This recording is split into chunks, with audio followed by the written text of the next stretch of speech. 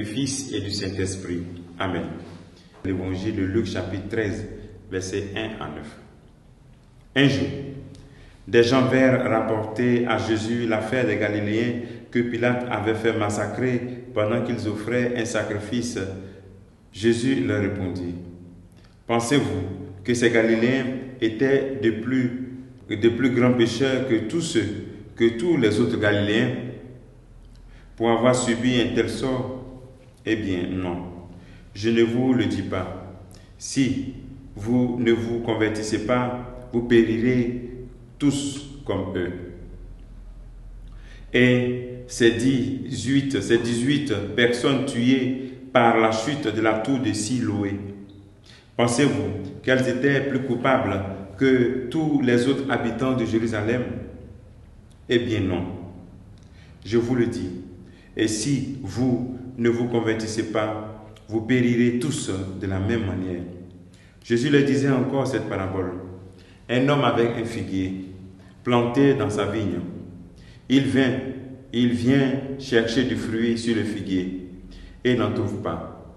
Et il dit alors à son vigneron: Voilà 3 ans que je viens chercher du fruit sur ce figuier et je n'en trouve pas. Coupe-le. À quoi bon le laisser épuiser le sol?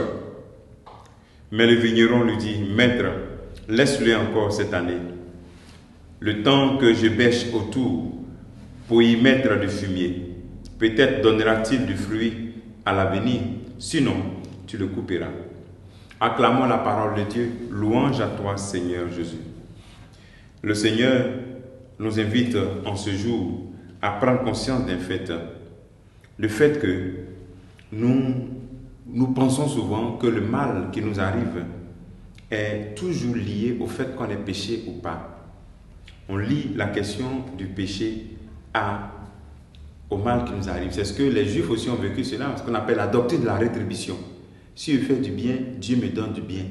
Si je fais du mal, Dieu me punit. Non. Ici, quand le Christ nous donne ces exemples-là, c'est que ce n'est pas le péché qui te fait avoir un malheur. Il est vrai qu'il y a des options de vie qui peuvent t'emmener à avoir un malheur parce que tu as bu, tu es ivre et tu es en train de conduire, tu as fait un accident. C'est vrai, tu as péché en buvant trop de l'alcool, mais ce n'est pas le fait d'avoir péché, mais c'est surtout le fait d'être en état d'inconduite qui t'a conduit à l'accident. Donc le Seigneur veut nous inviter à comprendre cela, que ce qui est important dans notre vie, ce qui est important, la tenue que nous devons soigner, repasser, raccommoder chaque jour est la conversion. Parce que si vous ne vous convertissez pas, vous allez périr de la même manière. C'est-à-dire, lorsque vous allez mourir là, voilà, ça sera encore plus grave. Mais quand on est sur la terre, nous recevons cette grâce de Dieu. Et Dieu nous tend la main.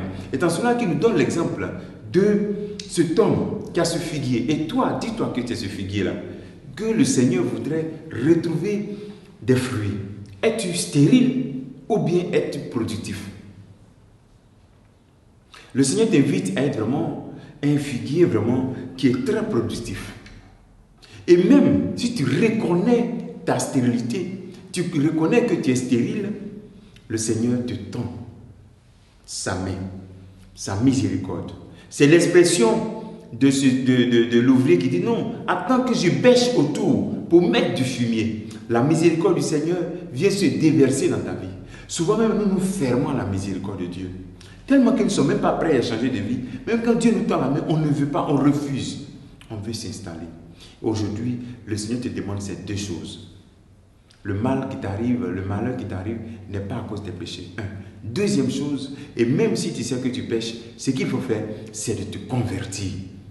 Alors, quand tu sais que tu n'arrives pas aussi à te convertir et que c'est difficile de produire du fruit, demande, implore la miséricorde de Dieu. Celui-là va t'apporter son pardon et tu vas repartir de nouveau.